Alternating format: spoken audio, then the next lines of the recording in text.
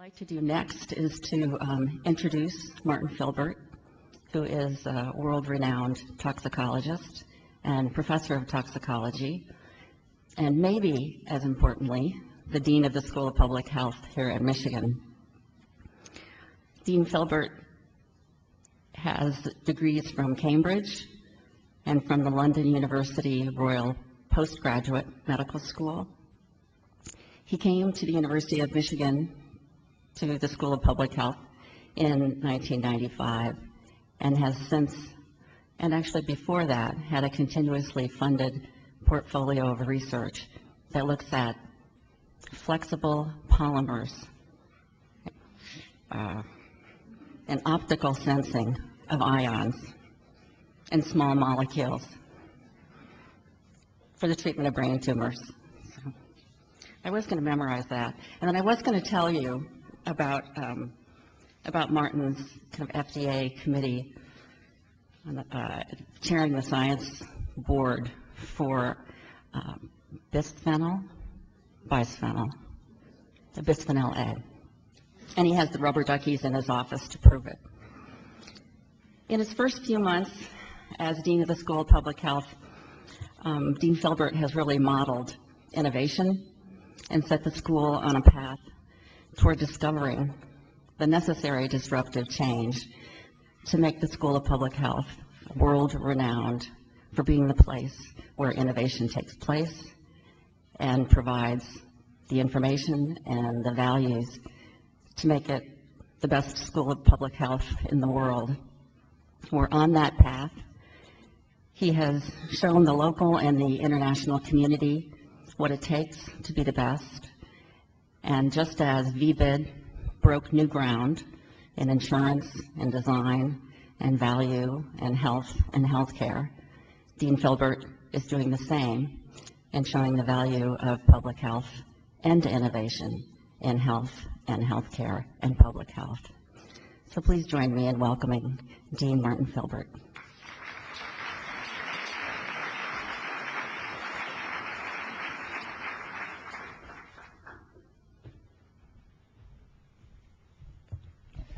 Thank you. One of my jobs is to confound and confabulate my chairs in trying to pronounce all the things that I study. Good morning. And welcome to the University of Michigan School of Public Health. I'm delighted to see you all here.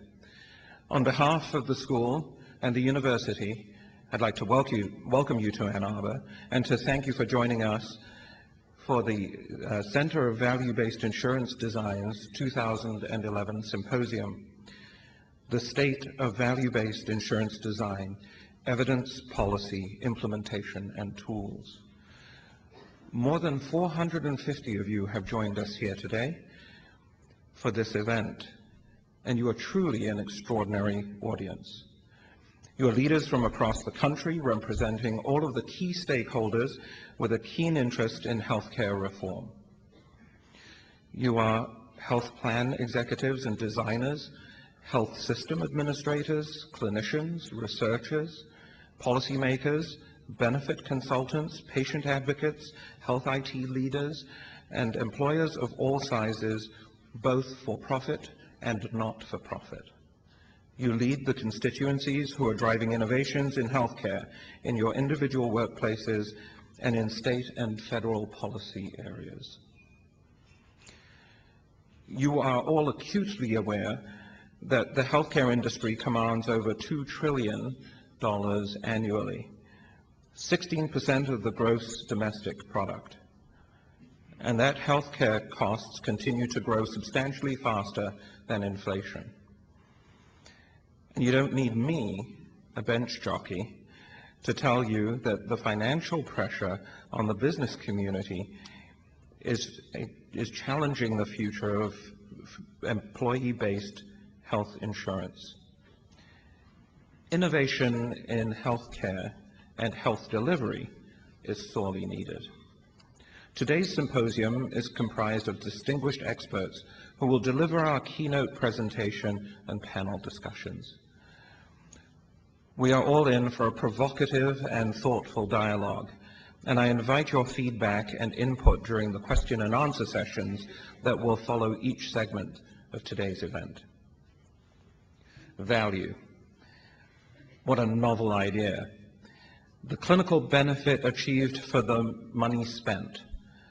It seems so intuitive. Instead of focusing on how much we spend on healthcare, we should consider how we allocate our scarce healthcare dollars in order to maximize the amount of health produced for the money spent. To that end, the central premise of value-based insurance design, or VBID, is to reduce financial barriers to essential high-value services. It has been demonstrated that VBID plans result in better health at any level of healthcare expenditure and simultaneously address quality improvement and cost containment, the two critical goals of healthcare reform. This idea, originally conceptualized by Mark Fendrick, Michael Chernew, and Dean Smith here in Ann Arbor in the late 1990s, is now supported by many of you here today. As you are no doubt aware, this innovative concept has resonated across traditional boundary lines, whether Republican or Democrat, labor or union, physician or patient, in both the public and private sectors. Hundreds of for-profit companies and organizations have adopted VBID in many different forms. VBID is part of the Affordable Care Act and numerous federal regulations. The concept is being widely adopted in state efforts, including the development of health insurance exchanges, Medicaid reform proposals, and state employee negotiations.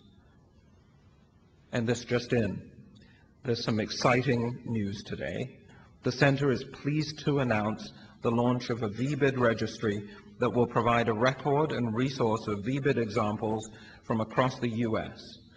With your help, we expect that this will become a valuable tool in sharing VBID innovations and sparking collaboration. More details will follow in today's program. In December 2005, the Center's inaugural symposium sought to introduce you to the idea of value-based insurance design. We have come a long way. Today, per the symposium's title, we will take stock of the evidence, policy, implementation, and tools supporting VBID. We will learn about the most current evaluations of existing and potential VBID plan designs, impact on cost and health, particularly as data relates to VBID in health reform. We will hear about what the VBID provisions in the Affordable Care Act and its regulations mean for employers, plans, and providers, and what key issues remain. We will examine successes, challenges, barriers, solutions, and outcomes explained by plans and employers that currently employ VBID. And we will hear how new IT solutions will enable enhanced VBID innovations and the possibilities for VBID expansion in the future. We hope that you will leave not only excited about the ideas discussed, but also with a better sense of how you might implement these concepts in your own settings. The Center hopes to continue to update you on VBID progress and outcomes, so please stay in touch with us. It is now my very great pleasure to introduce our keynote speaker, Senator Tom Daschle. Senator Daschle is one of the longest-serving Senate Democratic leaders in history, and the only one to serve twice as both majority and minority leader. During his tenure, Senator Daschle navigated the Senate through some of its most historic economic and national security challenges. In 2003, he chronicled some of these experiences in his book, Like No Other Time, the 107th Congress and the 2 years that changed America forever. In 2007, he joined with former majority leaders George Mitchell, Bob Dole, and Howard Baker to create the Bipartisan Policy Center, an organization dedicated to finding common ground on some of the pressing public policy challenges of our time. Since leaving the Senate, he has highlighted his expertise in healthcare through the publication of Critical: What to Do About the Healthcare Crisis, and has emerged as the leading thinker on climate change and renewable energy policy. His most recent book, Getting It Done, How Obama and Congress Finally Broke the Stalemate to Make Way for Healthcare Reform, was published in October of 2010. And I encourage you all to run out and grab a copy of each of those. On a quick note, before I invite Senator Daschle to the podium, the University of Michigan's president, Mary Sue Coleman, will join us a little later for some brief remarks. Ladies and gentlemen, please join me in welcoming Senator Tom Daschle.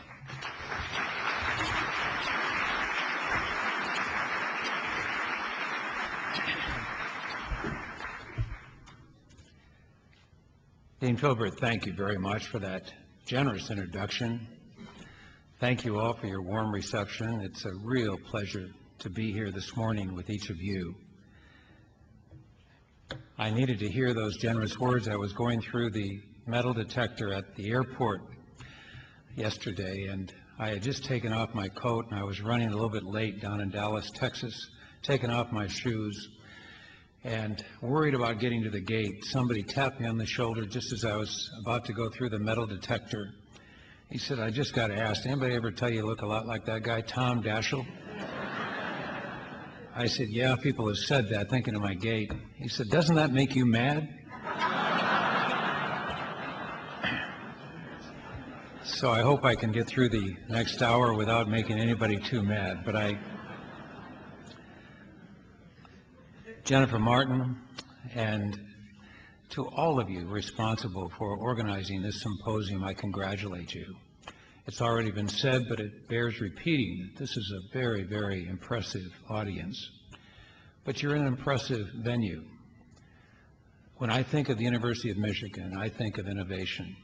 I think of leadership, especially in health. I think of accomplishment and achievement, and VBID is certainly one of the prime illustrations of achievement and innovation today. And so it's with admiration and great respect that I salute those responsible. The leadership here is impeccable. If only we could replicate what happens here across the country, I think our challenges and our optimism about meeting those challenges would be even greater today. We meet at what I consider to be the most transformational time in healthcare in American history. Transformational on the scientific end, but far more importantly, in my view, at least for now, transformation on the policy side. I can't think of a time in history when we have the potential for greater and more positive change than we have right now. So this symposium is very timely, and I know that the collective discussion today through the panels and through the speeches will add to an even greater appreciation of the magnitude of opportunity that exists in this most opportune moment.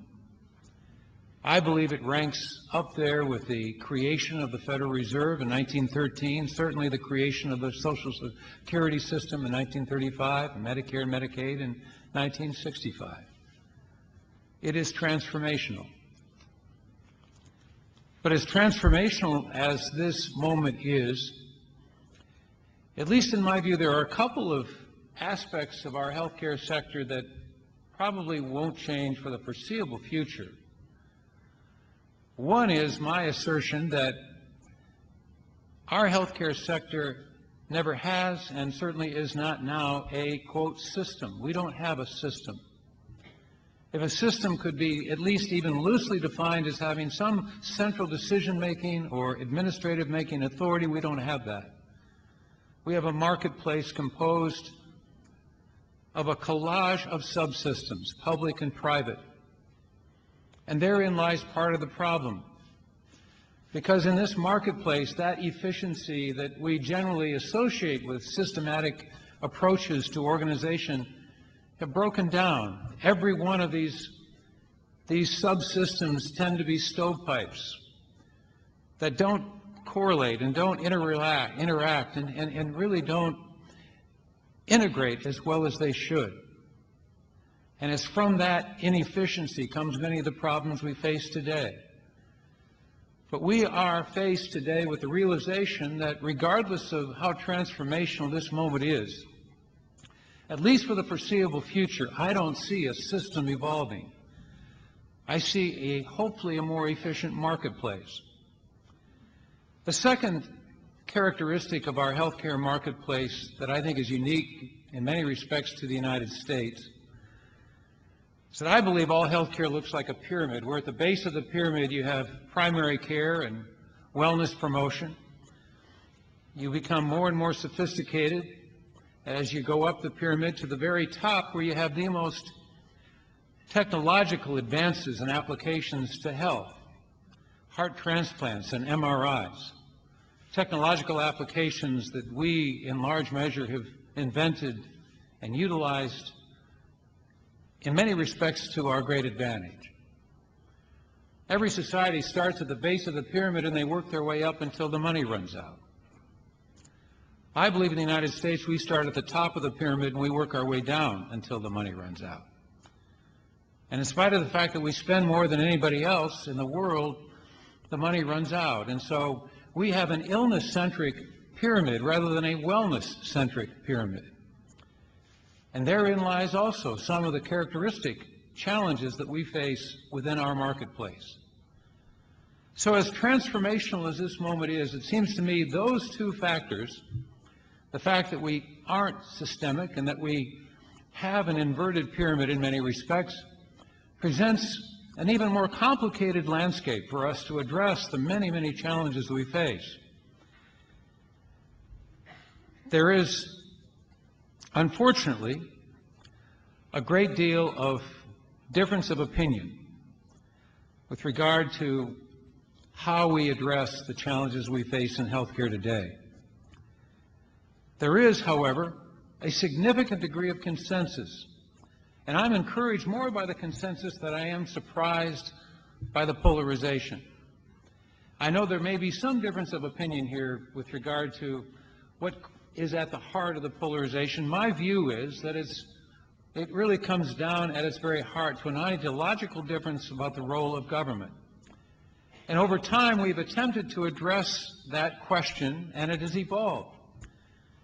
There was a time when there was very, very little government intervention, almost limited to two areas, Indians and veterans.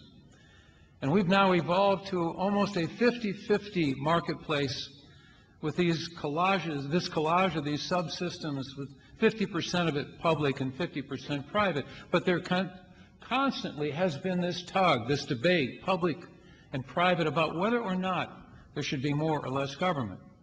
In spite of that, I believe there's a consensus on what the three big problems we face in health are today. I don't think there's any debate that we have a cost problem.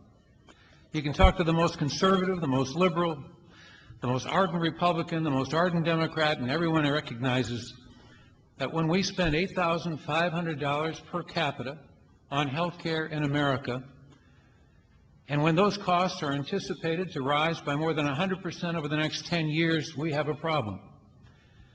$2.5 trillion on health is more than France's entire economy. When I was born in 1947, health was 4% of gross domestic product. When my children were born, it was 8%. When my grandchildren were born, it was 16%. And we're told that if nothing changes, if I'm lucky enough to have great-grandchildren, it'll be 32% of GDP, 40% of the disposable income of a typical American family. That's not sustainable. We also have an access problem, and there is very little debate about that. We might have differences of opinion on how you calculate the numbers, but we know this: it's roughly 51 million people who at some point this year had no health insurance, and over 80 million Americans who have had either little or no health insurance, which is about 38% of all those under the age of 65. And that number continues to grow. It'll be 64 million by the year 2020 if nothing changes. About that, there is little debate. There is growing consensus as well that we have a quality problem. That's hard for us to accept because many of us have lived under the myth that we have the best healthcare system in the world. And it is a myth. We have islands of excellence. Ann Arbor is a good example, in a sea of mediocrity. And we haven't addressed the quality challenges that we face effectively in our country today. It seems to me that when we come out last in overall performance, especially on preventable mortality, when we see the life expectancy in this country actually decline in younger generations, when we read the IG report that 15,000 people a month die of medical mistakes, and that 1 out of every 7 people incur some error as a result of their experience in a medical setting, we've got a quality problem. And we've got to address it. We've got to own up to it, accept it, embrace it. And I'm encouraged that more and more people do that. There's also significant consensus, it seems to me, in spite of all that we hear about our polarized debate about health, on what the causes of these 3 big problems are. Part of it is a lack of transparency. You can't fix what you can't see. And I would argue that health is the least transparent sector of any of the sectors of our economy. We have far more statistical information on any sports figure than we do on any provider. And therein lies the problem. Some of my conservative colleagues will say, well, we really ought to allow the marketplace to work. Well, how do you work in a blind alley? How do you work without having the information you need to make the right judgment? And that information doesn't exist today. We have a serious problem with unnecessary care. We can argue over how big the problem is, but it is large. Estimates are as high as $600 to $700 billion of care provided out of the $2.7 trillion is unnecessary. It's driven in part by defensive medicine, I acknowledge that, but also by proprietary medicine. That is, it's getting harder and harder to draw the line between a business and a practice. It's there as well because we have a fee-for-service system that rewards the volume. And boy, do we reward it. We also have market-driven medicine, where people see things on television they like, they persuade their doctor to prescribe it, and guess what? They get it. And there's a lot of that as well. We have far too much administrative costs, in part because less than 20%, some have suggested as low as 15% of our entire health sector today is driven electronically. 85% is still paper-driven. I like to frame it as having a 21st century operating room and a 19th century administrative room. And that paper-driven experience and cost is part of what's driving our problem today, both in errors and quality, as well as access and overall administrative efficiency. I already mentioned the lack of coordination and the silos that we have, especially with chronic illness. Those silos also have presented serious challenges for us. Too much of a reliance on technology, especially at the end of life, too much fraud. And I must say, as we look to the many, many challenges we face with regard to causes, we have too much of an illness-centric approach to medicine in our country today. I believe as a result of the consensus on problems and causes, there's also a general consensus on what the goal ought to be. And I think it can be very simply stated. And I've tested this on as many of my conservative friends as I can find, and I haven't found one who disagrees. And that is that we really want to build a high-performance, high-value health marketplace based on greater access, better quality, and lower cost. I don't know that anybody disagrees with that. High-value, high-performance, based on greater access, better quality, and lower cost. Something as complicated as we have with a health sector of $2.5 trillion, if it can be succinctly stated like that, gives me hope and some confidence that ultimately, if that's our goal, we can achieve it. Well, the passage of the Affordable Care Act, in my view, was the first comprehensive effort on the part of our federal government to address all of that, to address the problems, to address the causes, and to reach the goal. In my view, it puts us on, that is, the enactment puts us on about the 30-yard line with 70 yards to go over the course of the next at least 10 years. We've got a long way to go. And as a result of enactment, we've put in place the tools, and we now have at least an infrastructure that will allow us to begin to make real effort, real strides forward on all three of the challenges and all of those causes that are creating the problem in the first place. But now, 20 months out after enactment, I think there are a number of lessons learned that I think we would all do well to remember as we go forward. The first lesson learned is that this debate about government and about the role of government and how it should affect health policy will not end. It goes on. And it will play itself out on 4 levels over the course of the next couple of years especially. The first is, of course, the legal level, and we made news this week. We read the news this week. The Supreme Court, not surprisingly, will take up the case of the constitutionality of not only the mandate, but the whole bill with severability sometime next year. 5.5 hours dedicated to the debate, which is unusual. But we will ultimately find some resolution to this outstanding question about the constitutionality of the assertion of the power of Congress under the Commerce Clause to require an individual mandate. I believe that health ought to be a moral right in this country, but along with every right comes responsibility, and I think individual responsibility for taking one's care of one's health is critical. That means taking care of our physical health when we're well by watching our diet and our nutrition, exercising, but it also means taking care of ourselves when we're not well, by paying for our bills to the extent we have the capacity. That individual responsibility is inherent, it seems to me, in society, and certainly within the realm of constitutional authority. And I'm encouraged by the appeals record so far. Most conservative and liberal judges have agreed.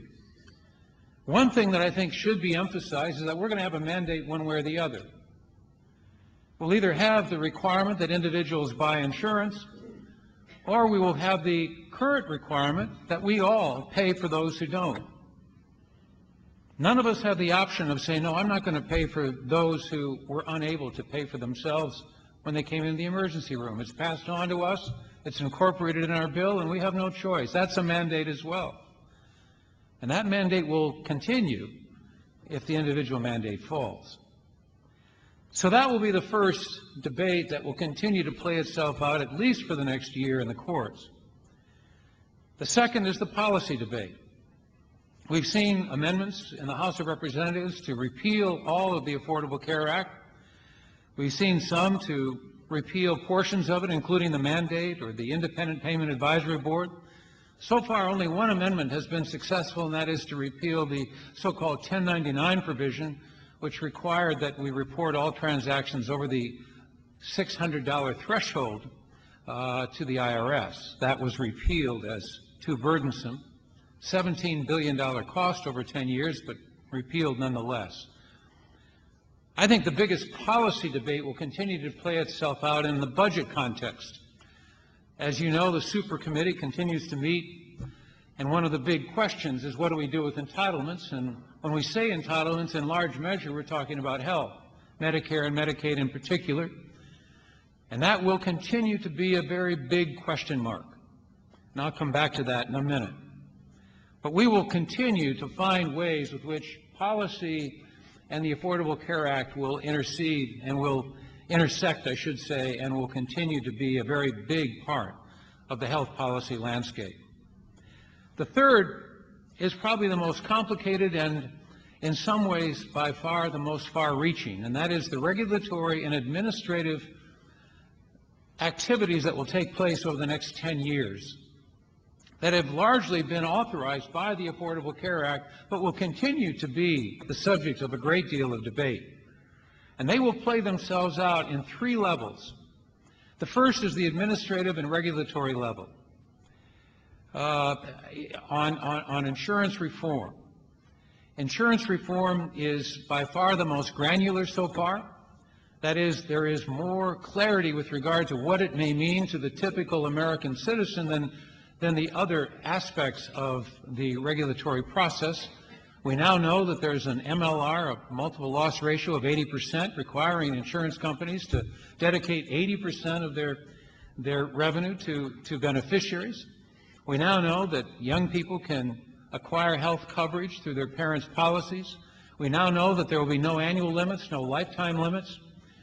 We're becoming much more specific and far-reaching when it comes to insurance protections, and there are few Americans who disagree with those protections. We will see by far the biggest insurance reform realization when we see the creation of the exchanges in 2014 in every state. That is still the subject of a great deal of controversy, again, around in part the role of government, but we will ultimately see a good deal of discussion with regard to insurance reform over the course of the next 10 years. The second is payment reform. And with payment reform, we're going to see ultimately the collective effort on the part of this administration and hopefully our administrative, through our administrative capabilities, to move away from the volume-driven approach we have today to a value-driven approach with greater bundling, greater global payment approaches, and perhaps in some cases even with capitation, but an end of the fee-for-service system as we know it today. And I am very, very hopeful and very excited about the prospects and what it can mean for meaningful change and ultimately meaningful cost containment with payment reform, with the extraordinary far-reaching authority that the Secretary and the President has to implement it. The third area is also quite exciting and far-reaching, and that's delivery reform. Delivery reform, much like you have already been able to demonstrate here, is, in my view, the very heart of getting to the quality question. I believe that accountable care organizations and medical homes, the opportunity to put real emphasis on evidence-based approaches to better medicine, better practices employed in a number of ways, provides by far our best opportunity that we've seen in history to deal with the quality problems that we're facing in American health today. So insurance reform, payment reform, delivery reform, all a part of the regulatory and administrative challenge and opportunity that presents itself as a result of the Affordable Care Act enactment 20 months ago. The final level at which we will continue to see the debate play itself out will be the state level. And there we will see by far the most important interaction with most American people through the exchanges, through all of the experiments, pilots, and demonstrations with regard to payment and delivery reform. The states will have the opportunity to be the workshops, the laboratories, to be able to demonstrate what works and maybe what doesn't. And I'm very hopeful that we will continue to see an evolving embracing of the opportunities that present themselves at the state level. And obviously we see a very big disparity between those who are already full-throated supporters of an effort to find ways to do it and those that are not, Florida being one of the latter. But everyone will be a stakeholder. Everyone will have a lot at stake as this all unfolds. But we should all be cognizant of the need for us to continue engagement. The second lesson that I've learned in the last 20 months is the old aphorism that rumor gets halfway around the world before truth gets its shoes on. We've seen that with death panels. We've seen that with the red herring rationing. We've seen that with so many other assertions, and it's so critical for us, if we really want to have an honest debate, to stick with the facts. Sifting fact from fiction is difficult with the blogs and the cable news and all the money on the other side. And that will continue to be a problem. One of the greatest mistakes we made, in my view, was taking out the education and promotional funding, well over $1 billion, that was originally authorized, to explain what the Affordable Care Act meant and what it would do and how it would operate and how people would be affected. We took that out in an effort to bring down the overall cost, and I think we were being penny wise and pound foolish. We needed that promotion and that education, just as we so successfully used it with the passage of Medicare Part D. The third lesson learned, and this to me is one of the most important, is that we have to do a better job distinguishing between cost saving and cost shifting. We really have two choices as we look at reductions in federal commitment to the entitlement programs. One is to cut and shift, and there are many examples of that today. A good, more recent example is this proposal to increase the Medicare eligibility age to 67. That would save the federal government a few $billions, but would actually cost the entire health sector far more than we save in the federal government.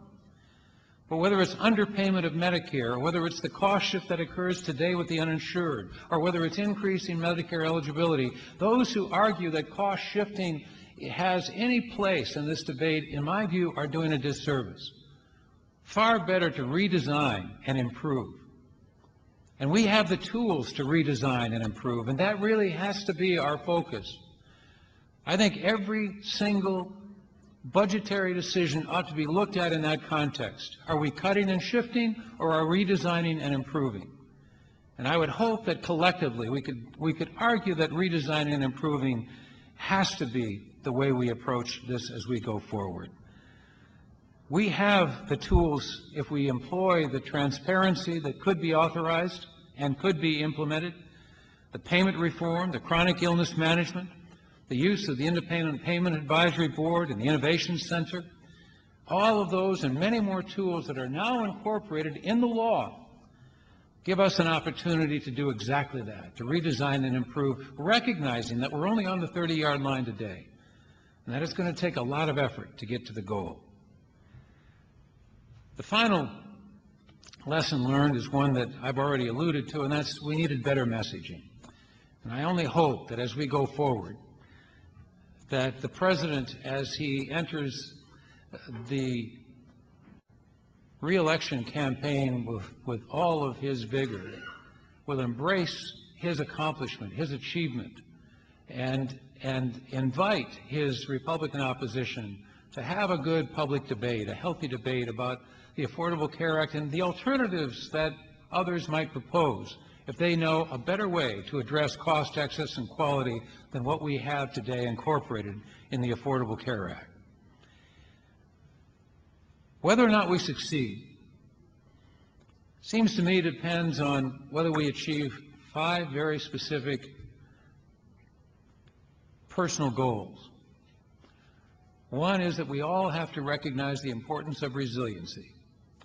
In a transformational time, in as challenging a time as this is, we've got to show resiliency. We've got to show flexibility. We've got to be able to dust ourselves off with unexpected turns of events and address them. A good example could be an adverse decision by the Supreme Court.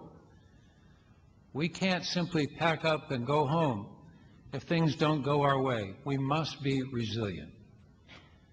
Secondly, I think it's critical that we remain innovative.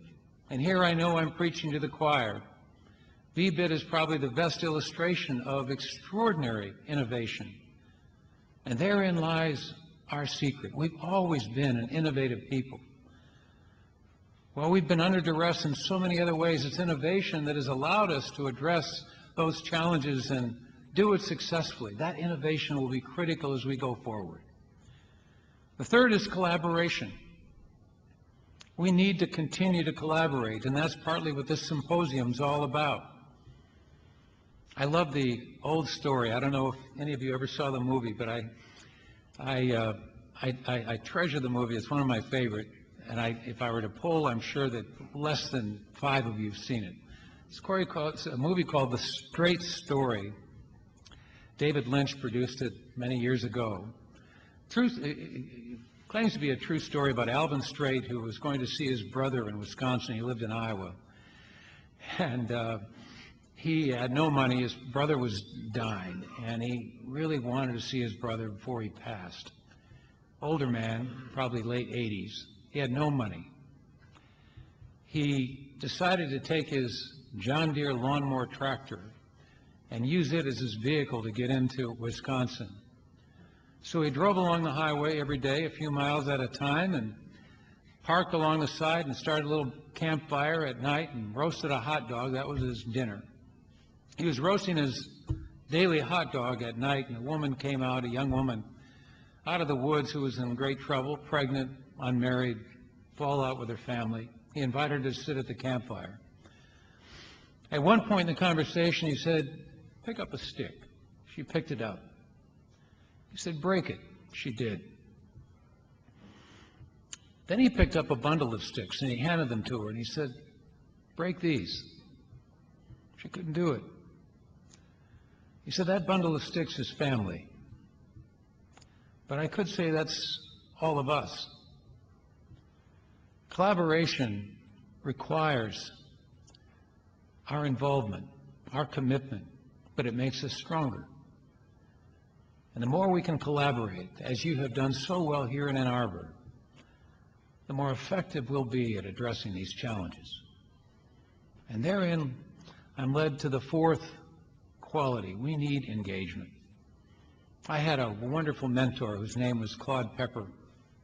Claude Pepper was one of my heroes, senator from Florida, defeated, ran for Congress and won, and served an incredible career in the House of Representatives, rising to become chairman of the Rules Committee. I asked him, as I sought his advice, I was elected in 1978. I was telling the students earlier this morning, I was elected actually by 14 votes to Congress in my first race, which in South Dakota is 60%. But I asked him for advice, and he said there were 2 things. And he took his glasses off, and he said, "I hope, Mr. Daschle, you'll have 20/20 eyesight." And I said, could you explain what you mean? He said, "Well, I'm not talking, obviously, about my physical eyesight." He said, "I hope you're going to be interested and involved." Interested, involved, 2 eyes. He said, "If you are, you're going to make a difference around here. Don't be a spectator." And when it comes to public policy, my criteria for whether or not you have 20/20 eyesight is whether you can give me the name of the 3 health LAs in your congressional offices, your congressmen and 2 senators. If you don't know the name of your health LAs, you're probably not as engaged in public policy as you should be, because it's only through them you're going to have a voice. He said, secondly, it's not as important whether you're an R or a D, a Democrat or a Republican, it's whether you are a C or a D, a constructive or a destructive. He said, I hope you'll be one of those C's. We need more constructive people. Well, if we needed them in 1978, we sure need them now. So I hope I see a whole room full of C's with 20/20 eyesight as we go forward. Finally, we need leadership. We need innovators, we need risk takers, we need collaborators. And that is what I see when I look out over this audience this morning. I have 2 other heroes that come to mind as I think about health policy. One is Winston Churchill, who once made that famous comment, Americans will actually do the right thing after they've exhausted every other possibility. And Nelson Mandela, who once admonished his cellmate, who used to continue to assert that ending apartheid in South Africa was absolutely impossible. Mandela turned and said, many things are impossible until they're done. a high-performance, high-value healthcare marketplace with greater access, better quality, and lower cost. Impossible? I don't think so. Many things seem impossible until they're done. Thank you all very, very much.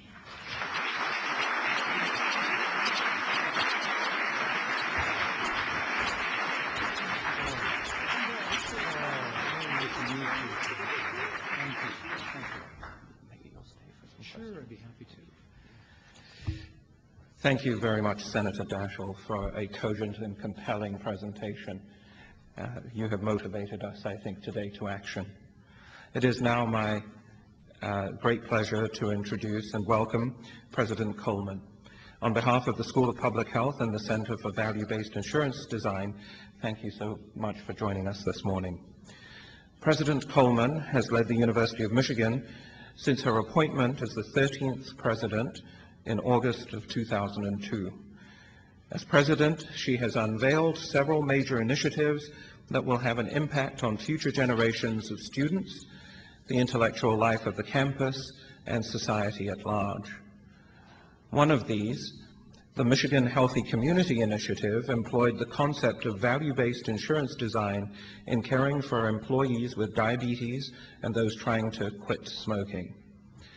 Also of particular importance to this audience, President Coleman co-chaired the Institute of Medicine's Committee on the Consequences of Uninsurance for several years, and has worked to raise awareness of health insurance issues in a variety of ways. Thank you for taking the time to greet us today. Thank you very much. Thank you. And thanks, Dean Filbert. I'm so happy that I was able to arrive earlier than I thought. I have several speaking engagements today, and it was wonderful to be able to hear, Senator, your very persuasive explication of what we face with the Affordable Care Act. I feel like that we're at the beginning of a very long journey, but it's one in which we cannot falter, and I think that you presented that to us in a very wonderful way. But I want to thank all the guests and speakers who are here today. Thank you for coming to Ann Arbor and for sharing your thoughts and your insights with us. I especially want to acknowledge Professor Mark Fendrick and his team for organizing this event, and also the Institute of Health Policy Innovation here on the North Campus for hosting us here today. The work of the Center for Value-Based Insurance Design is exactly the type of work that we hope to stimulate here at our new institute. I look forward to all sorts of innovations and how we approach health services research and translate that research into real health policy for all Americans. The concept of value-based insurance design is a Michigan idea, born through collaboration between our schools of public health and medicine.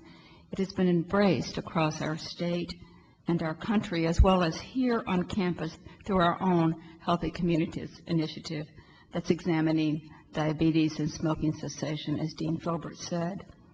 We're especially pleased that this bipartisan idea was included in the Affordable Care Act and numerous regulations implementing comprehensive health reform. It's an important contribution that speaks to the role of research universities, the role that they play in helping shape public policy and health care. So first, I think what we're going to do after this is to move to the first panel on value-based insurance design and policy issues, and I look forward to hearing that and some of the other presentations today. But I think before we do that, we're going to have an opportunity to question the senator. So what I wanted to do is to ask you the first question. I'm sure there are going to be many. Bending the cost curve of health care is the major thing that we're trying to do. And this may be a naive question, but I wanted to ask if in the discussions leading up to the design of the Affordable Care Act, was there any sense about whether it would be possible even to knowing that everything is going to cause, they're going to be self-interest in every single thing that we try to do, and people are going to try to hang on to what they have, because it will mean a revenue diminution for many of the things that we propose, that have been proposed. Was there any sense that we could at least have gotten some streamlining and standardization in the insurance forms that everybody has to fill out, so that if that were to happen, then we might be able to get rid of the millions of people that we have trying to figure out the insurance forms and fill them out. And so I'd just like for you to talk about that a little bit, if that's part of the discussion. And it could be, it's just that I don't know about it, but I wanted to know your thoughts about it. Are those on? I don't know. Yeah, I guess these are on. Well, that's a very good question, President Coleman. And I first of all, let me thank you for your kind words and for being with us this morning. The good news is that Congress did anticipate that challenge and recognize the problem, and there is a requirement in the law that in 2013 we go to universal forms, and those universal forms are in the process now of being contemplated, how we're going to be designed, and we have about a year to go before they're going to be required. But I am very encouraged by that. I think obviously the more we can accelerate health IT, the more able we're going to be to fully implement universal forms regardless of circumstance. But that requirement is part of the law, and we anticipate implementation on time in 2013. Fantastic. I'm glad the question got answered for me. I know there are other questions out from the audience, and I think we have one right here in the front.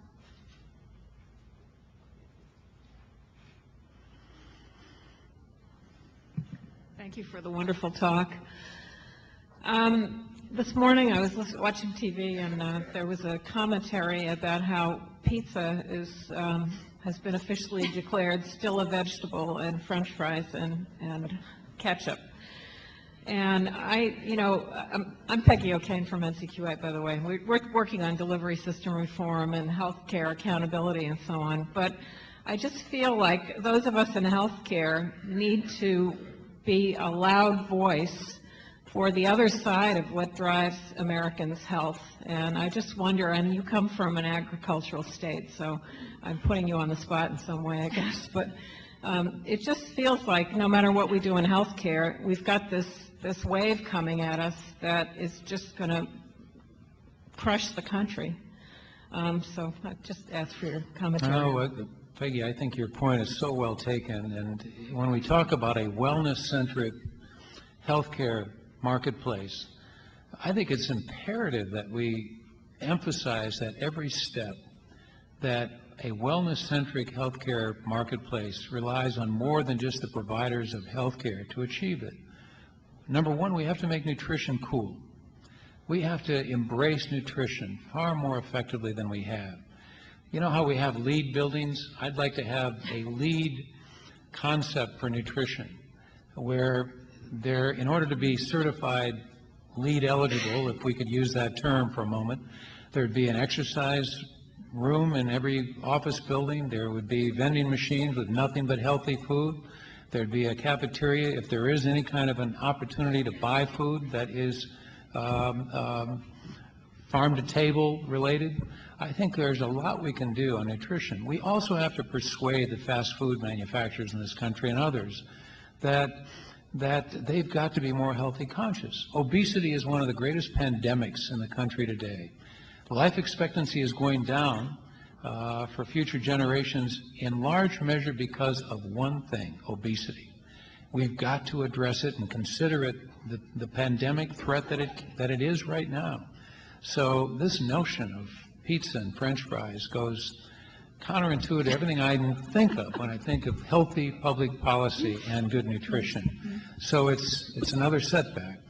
But the President mentioned earlier, and your question sort of alludes to it, the public is not fully appreciative, perhaps, of the immense political pressures that come on every member of Congress today. In large measure, I must say, because of the role that money plays in political campaigns. And it's really unfortunate that those pressures continue to mount with every passing Congress. They're far greater now than they were when I came to Congress in '78, and they're going to get worse. So we've got to find mechanisms either to allow us to make these decisions with some political insularity, which is why I support an independent payment advisory board as just one small illustration of the need for that insularity, or a Federal Reserve-like system for making decisions overall. But somehow we've got to get to the heart of why these decisions are being made the way they are, and it has a lot to do with political pressure. I think we had, Gil, do you want to take this microphone? Senator Daschle, thank you again for a very comprehensive and optimistic talk. Let me ask about this seemingly endless gap between passage in March of 2010 and implementation in the far-off year of 2014. One of the things happening for sure is that the health insurance companies are raising their rates with outsized individual year increases that no one seems to be able to press back effectively to constrain. So if the problem is getting worse, rapidly worse on the cost side, and very few of the reforms which you appropriately outlined and are built into the law are really being developed at the pace necessary to implement them in 2014. How can we get a hold on this? Well, if I had to use one acronym, it would be IPAB. More than anything else, we've got to use the tools that we have available to us in the law, and we have to use them as aggressively as we can. Now, IPAB hasn't even been created yet. And to get IPAB members confirmed would be yet an even greater challenge. So I'm as optimistic as I may have sounded with my initial comments. I only wish I could be more optimistic about the process that will be required in order to put in place the mechanisms that you so correctly address are needed if we're going to address this problem successfully.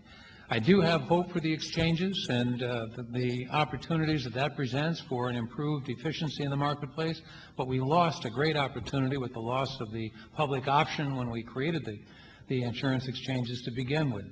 So the only way we can do it is for the Secretary to assert her authority, and she's got a lot of flexibility and unilateral authority to do many of these things, not requiring further action by Congress.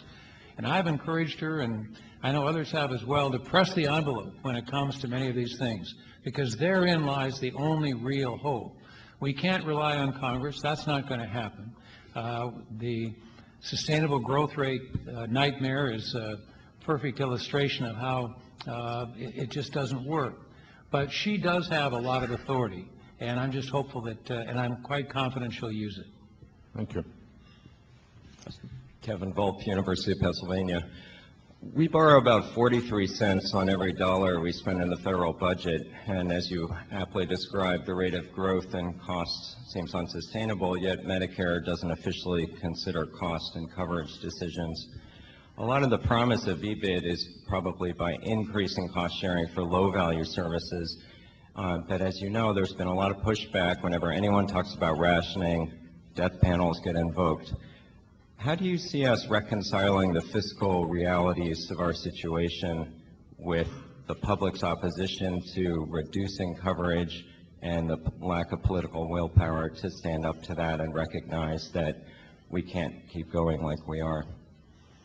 Well, that's such an important question, and I don't think there certainly is no silver bullet. And some of what I'm about to say probably sounds like a platitude, but number one, it requires leadership. We really have to step up to the plate and demonstrate meaningful leadership. We have shown leadership at times in past, at difficult moments, where there are two kinds of political leaders, those who follow and those who lead. Those who follow the polls and sort of placate whatever the current fancy is, and we see enough of that in elections today, and frankly, that's so disappointing.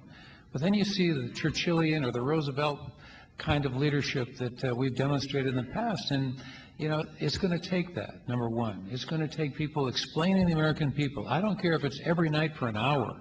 I don't care if it comes down to using white charts, with a little bit of black magic marker, like Ross Perot did with the budget in 1992. But somehow we've got to show compelling leadership and clarify and sift fact from fiction with the American people. This whole notion of rationing, everybody in this room knows we ration today in some of the worst possible ways. You know, there are lotteries in this country today for Medicaid, where if you're the lucky winner, you're Medicaid eligible. I can't imagine a worse form of lottery or of rationing than that. We ration on the basis of our ability to pay almost daily in a myriad of different contexts. So that happens.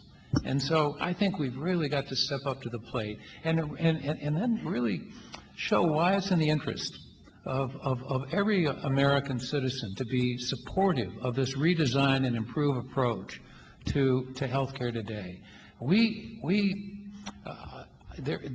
The solution is not spending more money in health. We spend far too much money today, and we're not getting the results for it that we deserve. And that ought to be explained to the American people. Through all this cacophony of voices and opposition and clamor and rumor, we need to help clarify and lead the way with very clear and assertive thinking. And that's up to the President, it's up to leaders in Congress, it's up to people in this room to make that happen. Good morning. Good morning. Thank you very much for being here, first of all. My name is Joshua Taylor. I'm a graduate student at the School of Public Health.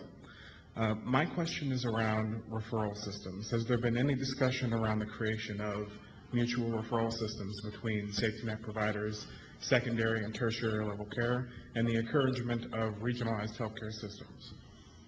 Well, there's a real need, of course, as I said earlier, for us to think of this in a much more collaborative way, and this challenge that we currently have. I believe that accountable care organizations, medical homes, are an effort to begin to address a more team-like approach, a more collaborative approach, a more coordinated response to the stovepipe problem we have today in our healthcare marketplace. So those tools are beginning to take form. We don't know how yet they're going to look, what the infrastructure will be like. We anticipate we could have as many as 270 accountable care organizations over a number of years. But I'm encouraged by what it means in terms of our recognition of the importance of better coordination. So that opportunity exists. The question is whether we'll seize it. Thank you. Hi, I'm Tanya Palanker with the Service Employees International Union. And one area of the law that I think is value-based in design that probably doesn't get termed that way is actually provisions in the Affordable Care Act around home and community-based services, where the federal government has now said it is of high-value service. We'll give the states a higher percentage for some of these services to encourage them. And I'm wondering, thinking through your pyramid of that bottom wellness, clearly the pyramid can still exist for people who already have those chronic illnesses.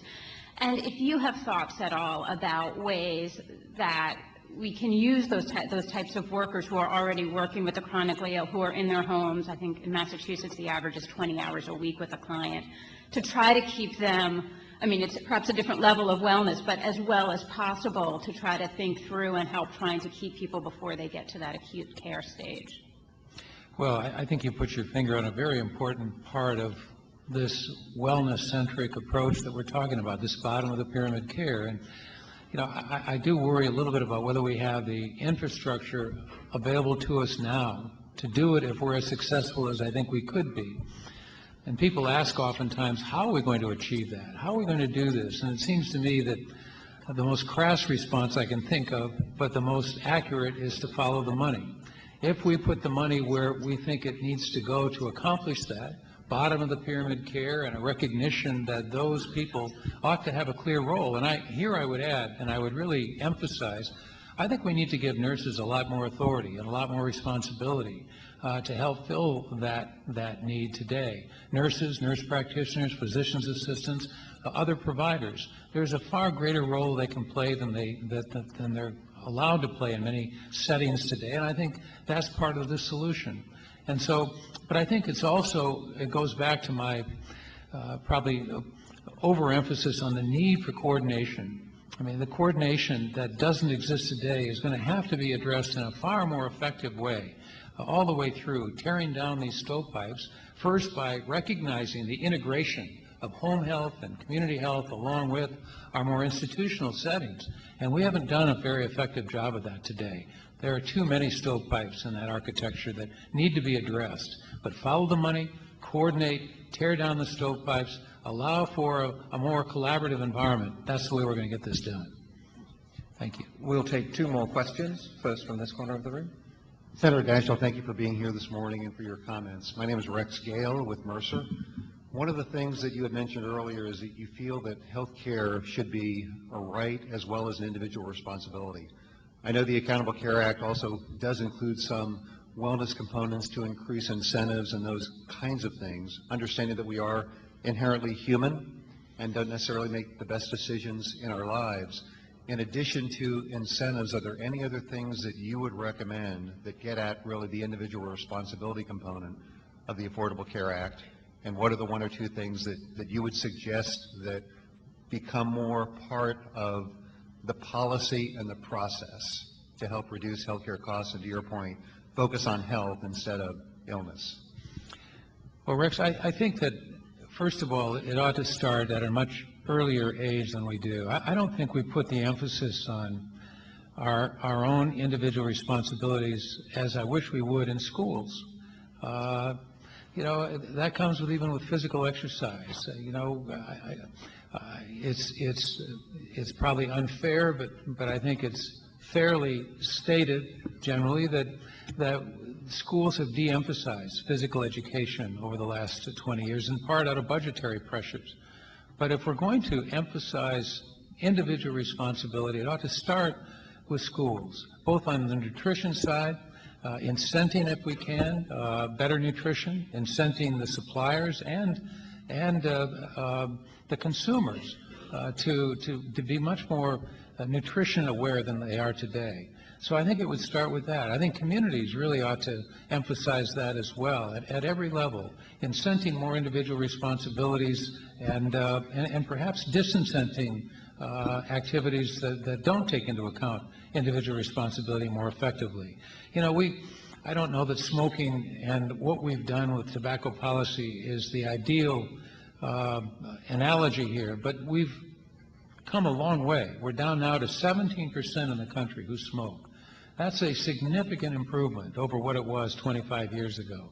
And I think that model lends itself to other forms of responsibility as well.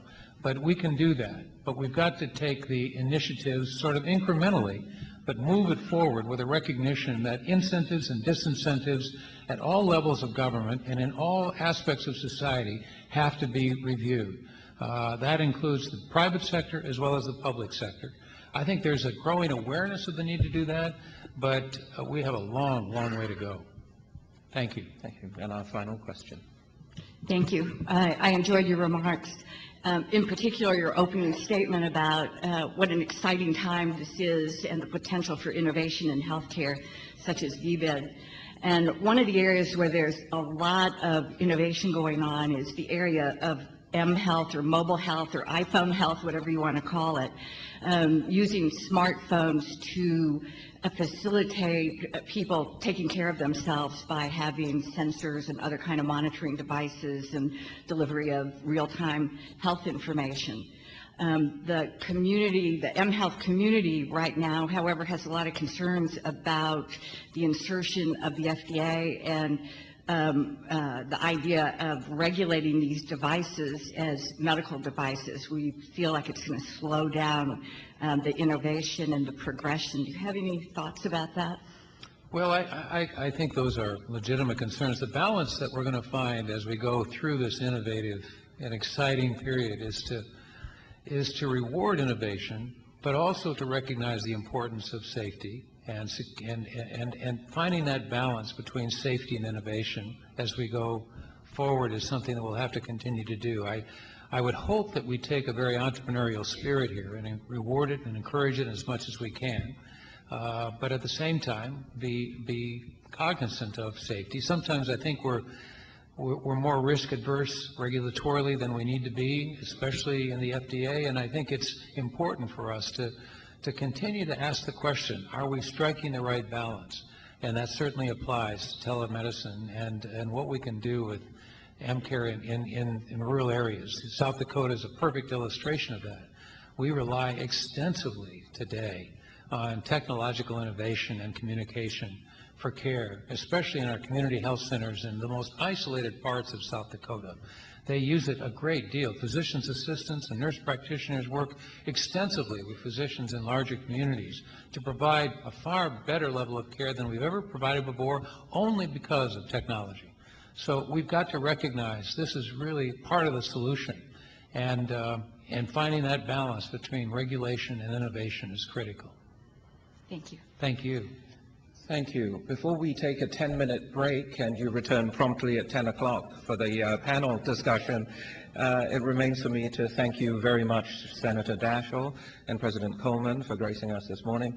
And before we release you, would like to just present you with a small memento of thanks on behalf of us all. Thank you very much.